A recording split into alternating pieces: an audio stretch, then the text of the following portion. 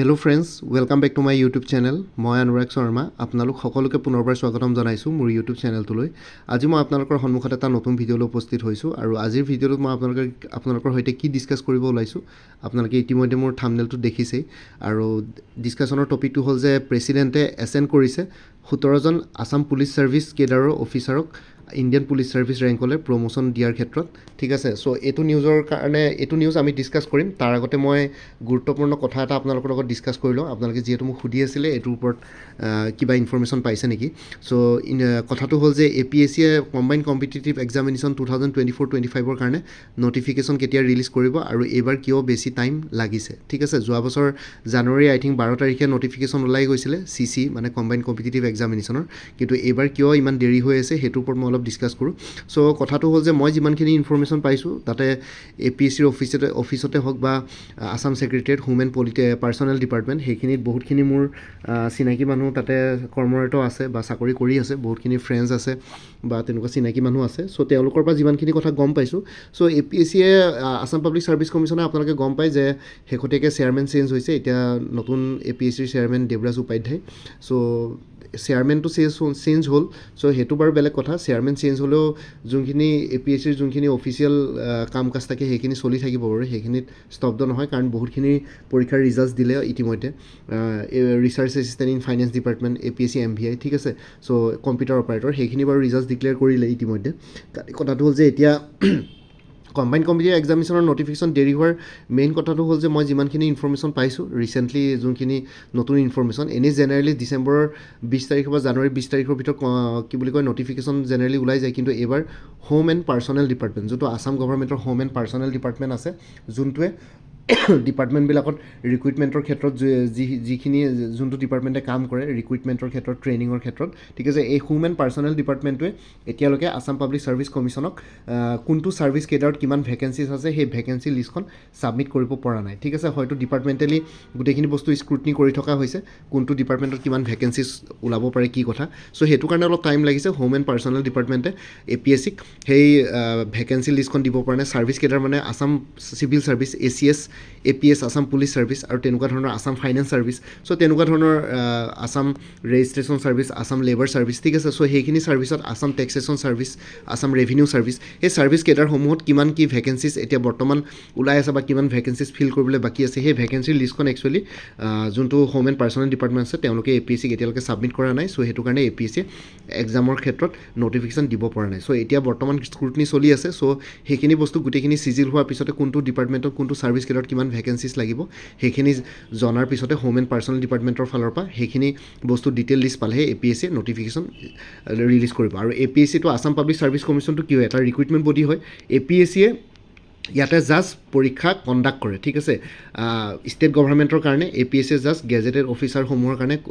পৰীক্ষা কণ্ডাক্ট কৰে আৰু লগতে নন গেজেটেড পষ্টসমূহৰ কাৰণেও কিছুমান পৰীক্ষা কণ্ডাক্ট কৰে যোনখিনি APSCৰ অফিচতে দৰকাৰ পৰে, যেনেকৈ computer operator, junior administrative assistant JA। চ' সেইখিনি APSCৰ অফিচতে দৰকাৰ পৰে যিহেতু। চ' APSCৰ অফিচত যিহেতু লাগে, চ' সেইটো কাৰণে মানুহ, চ' সেইটো কাৰণে গ্ৰেড 3 পৰীক্ষাও কণ্ডাক্ট কৰে APSCয়ে কেতিয়াবা। খালি APSCৰ অফিচতে কৰ্মৰত হ'ব লাগিব। বাকী অন্য আছাম গভৰ্ণমেণ্টৰ অন্যান্য ব্ৰাঞ্চেছবিলাক বা ডিপাৰ্টমেণ্টবিলাকৰ কাৰণে APSCয়ে ক্লাছ 2 আৰু ক্লাছ 1 আৰু ক্লাছ 2 গেজেটেড অফিচাৰসমূহৰ কাৰণে ৰিক্ৰুইটমেণ্ট কৰে। এতিয়া বৰ্তমান হোম এণ্ড পাৰ্চনেল ডিপাৰ্টমেণ্টে APSCক যিহেতু দিব পৰা নাই একো ভেকেঞ্চিৰ ডিটেইলছ, চ' সেইটো কাৰণে APSCয়ে কম্বাইণ্ড কম্পিটিটিভ এক্সামিনেশ্যন 2024-25 কাৰণে নটিফিকেশ্যন ৰিলিজ কৰিব পৰা নাই। আৰু APSCৰ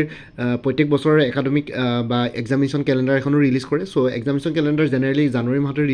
ৰিলিজ কৰিব চাগে, নতুন চেয়াৰমেন যিহেতু এপইণ্ট হৈছে। আৰু এক্সামিনেশ্যন কেলেণ্ডাৰ মতেতো APSCয়ে সাধাৰণতে নচলে, only combined competitive examination calendar মতে হয় আৰু বাকী অন্য এক্সামছবিলাকতো বহুতখিনি পলম হৈ যায়, এক্সামিনেশ্যন কেলেণ্ডাৰ মতে নহয়। যোৱা বছৰ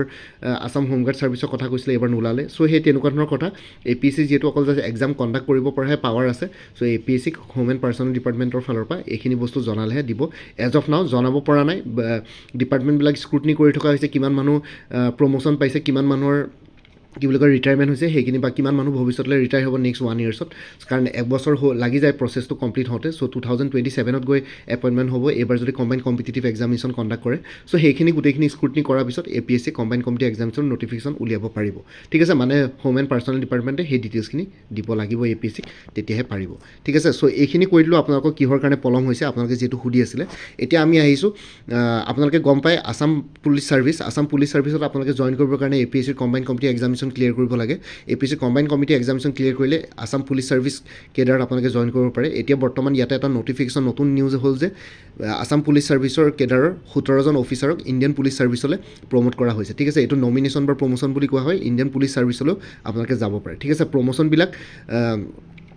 ইয়াতে দিয়া হৈছে 2019, 2020, 2021 আৰু 2022 বেটছ বুলি ধৰি পেলাই ঠিক আছে আৰু 2023 ঠিক আছে চ' বেচিকলি কথাটো কি হৈছে এই যোনখিনি অফিচাৰ প্ৰমোট হৈছে ইণ্ডিয়ান পুলিচ ছাৰ্ভিচলৈ তেওঁলোক জেনেৰেলি 1995ৰ পৰা 1997 বেটছৰ অফিচাৰ বেছি আছে এই 17জনৰ ভিতৰত কিন্তু তেওঁলোকক 2000 কিছুমান অফিচাৰ 1995 বেটছৰ অফিচাৰখিনিক 2019 বেটছ বুলি 2019 বেটছৰ পৰা ইণ্ডিয়ান পুলিচ ছাৰ্ভিচ ডেজিগনেশ্যন দিয়া হৈছে 2019ত তেওঁলোকে যিহেতু নাপালে ইণ্ডিয়ান পুলিচ ছাৰ্ভিচ এতিয়াও আছাম পুলিচ ছাৰ্ভিচ কেডাৰতে আছে 2025ত তেওঁলোকে সেই ডেজিগনেশ্যনটো পাইছে কিন্তু এতিয়া 2025ত ইণ্ডিয়ান পুলিচ ছাৰ্ভিচ ৰেংকটো পোৱাৰ পিছত মানে প্ৰমোশ্যন পোৱাৰ পিছত কিন্তু তেওঁলোকক 2019 বেটছৰ ইণ্ডিয়ান পুলিচ ছাৰ্ভিচ বুলি ধৰা হ'ব কিন্তু এনেই জেনেৰেলি তেওঁলোকে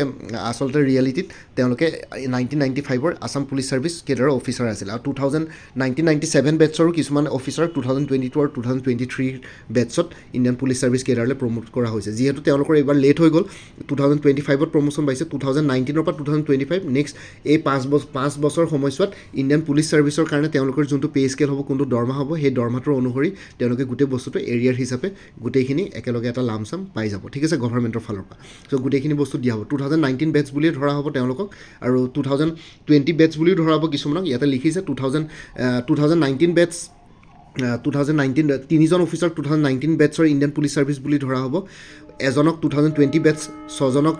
2021 বেটছ 3জনক 2022 বেটছ আৰু 4জনক 2023 বেটছ বুলি ইয়াতে ধৰা হ'ব ঠিক আছে চ' 1995ৰ পৰা আই থিংক 1999 2000 বেটছলৈকে ইয়াতে অফিচাৰসমূহক প্ৰমোশ্যন দিয়া হৈছে 2000ৰ পিছৰখিনিক এতিয়ালৈকে ইণ্ডিয়ান পুলিচ ছাৰ্ভিচলৈ প্ৰমোশ্যন কৰা নাই আৰু যিহেতু 2019 বেটছতে ইণ্ডিয়ান পুলিচ ছাৰ্ভিচ ৰেংকলৈ প্ৰমোশ্যন হৈছে আপোনালোকে গম পায় যিখিনি আছাম পুলিচ ছাৰ্ভিচ কেডাৰৰ অফিচাৰক ইণ্ডিয়ান পুলিচ ছাৰ্ভিচলৈ প্ৰমোট কৰা হয় তেওঁলোকে minimum Indian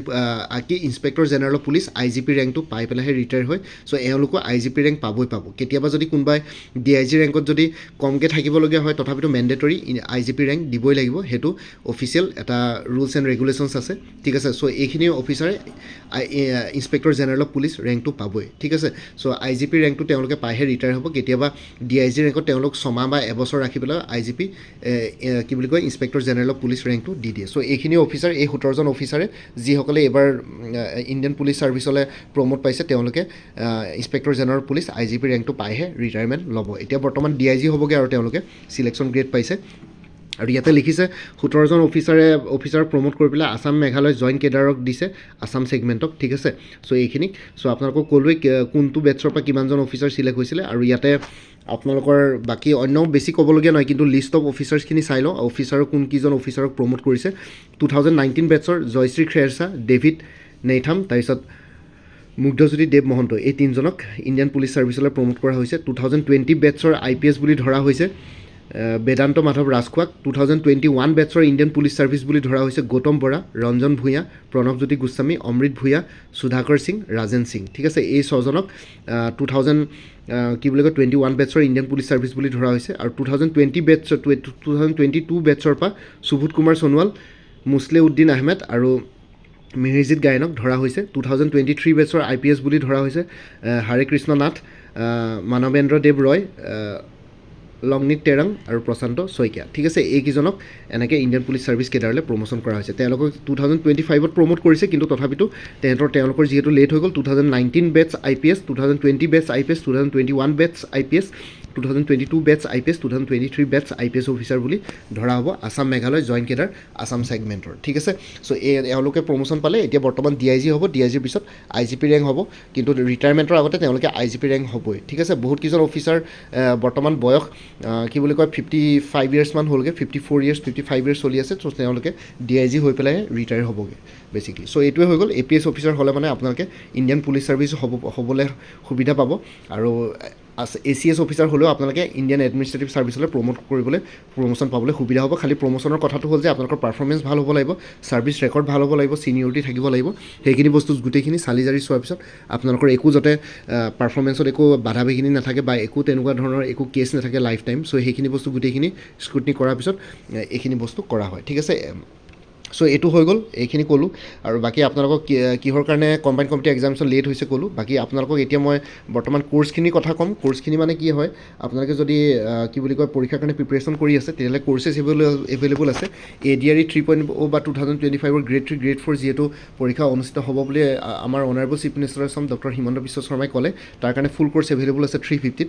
DSS DME AYUSH grade 3 ঠিক আছে DME আয়ুষৰ DMEৰ গ্ৰেড 3 নন টেকনিকেলৰ যিহেতু পৰীক্ষা হ'বলৈ গৈ আছে মাৰ্চৰ 9 তাৰিখে নেকি চ' সেইটো কাৰণে ফুল কোৰ্চ এভেইলেবল আছে 350ত আপোনালোকে DME কোৰ্চ মোৰ পৰা ল'ব পাৰে ফুল কোৰ্চ এভেইলেবল আছে APSC enforcement inspector full course available আছে 400ত full course plus model solve paper থাকিব আৰু যদি অকল ফুল কোৰ্চ লয় এনফৰ্চমেণ্ট ইনস্পেক্টৰ তেনেহ'লে 375 আৰু অকল যদি মোক মডেল কুৱেশ্যন পেপাৰ লয় তেতিয়াহ'লে 50 ৰুপিজ দিব লাগিব গুৱাহাটী হাইকোৰ্টৰ জুডিচিয়েল এছিষ্টেণ্টৰ ফুল কোৰ্চ এভেইলেবল আছে 375ত APSC assistant accounts officer APDCL AGCৰ কাৰণে ফুল কোৰ্চ এভেইলেবল আছে জেনেৰেল ইংলিছ জেনেৰেল নলেজ আৰু মেথমেটিক্স ডেছক্ৰিপটিভ তিনিখন পেপাৰৰ ওপৰত 400ত আৰু কোনোবাই যদি একাউণ্টেঞ্চি কোৰ্চ ছাবজেক্ট হিচাপে ল'ম বুলি ভাবিছে তেতিয়াহ'লে এক্সটাৰ্নেল লিংক এটা শ্বেয়াৰ কৰিম তাতে 3000মান MCQs পাই যাব ফ্ৰীলি এভেইলেবল থাকিব সেইটো কাৰণে কোনো প্ৰাইচ পে' কৰিব নালাগে আপোনালোকে জাষ্ট ষ্টেটিষ্টিক্স আৰু মেথমেটিক্সৰ মেটেৰিয়েলছ মোৰ তাত এভেইলেবল নাই APSC জুনিয়ৰ এডমিনিষ্ট্ৰেটিভ এছিষ্টেণ্টৰ ফুল কোৰ্চ এভেইলেবল আছে 400ত ফেজ 1 ফুল কোৰ্চ এভেইলেবল আছে জেনেৰেল ষ্টাডিজৰ ওপৰত আৰু phase 2 general English plus precis writing পাই যাব আছাম পুলিচৰ কনষ্টেবল আৰু অন্যান্য পষ্টসমূহৰ কাৰণে ৰিটেন এক্সামিনেশ্যনৰ ফুল কোৰ্চ এভেইলেবল আছে 350ত APSC ষ্টেনগ্ৰাফাৰ গ্ৰেড 2 ৰিটেন এক্সামিনেশ্যনৰ ফুল কোৰ্চ এভেইলেবল আছে 300ত উইমেন এণ্ড চাইল্ড ডেভেলপমেণ্টৰ ষ্টেটিষ্টিকেল এছিষ্টেণ্টৰ ফুল কোৰ্চ এভেইলেবল আছে 350ত আৰু মোৰ পৰা কোনোবাই কোৰ্চ ল'লে লাইফ টাইমৰ কাৰণে কাৰেণ্ট এফেয়াৰ্ছ পাই থাকিব তাৰ কাৰণে আপোনালোকে নতুনকৈ আকৌ পে'মেণ্ট কৰিব নালাগে এবাৰ কোৰ্চ ল'লে মানে আপোনালোকে প্ৰত্যেক মাহৰ ষ্টাৰ্টিঙতে কাৰেণ্ট এফেয়াৰ্ছ প্ৰিভিয়াছ মান্থৰ পাই যাব তাৰ কাৰণে এটা হোৱাটছএপত ৰিমাইণ্ডাৰ মেছেজ দি দিয়া হ'ল বৰ্তমান কোৰ্চখিনিত আপোনালোকে 2023 আৰু 2024 ফুল দুটা ইয়াৰৰ কাৰেণ্ট এফেয়াৰ্ছ পাই যাব কাৰণ কেতিয়াবা পৰীক্ষাত এবছৰ আগৰ কাৰেণ্ট এফেয়াৰ্ছো সোধে সেইকাৰণে দুটা বছৰ কভাৰ কৰা হৈছে আৰু বাকী জানুৱাৰী মাহটো এতিয়া বৰ্তমান চলি আছে জানুৱাৰী মাহটো কমপ্লিট হোৱাৰ পিছত ফেব্ৰুৱাৰী ফাৰ্ষ্ট উইকত আপোনালোকে জানুৱাৰী মাহৰ কাৰেণ্ট এফেয়াৰ্ছো পাই যাব ঠিক আছে আৰু লগতে কোনোবাই যদি আগতে মোৰ পৰা কিবা কোৰ্চ লৈ থৈছিলে এবাৰ জনাই দিব কাৰণ কোৰ্চৰ মেটেৰিয়েলছ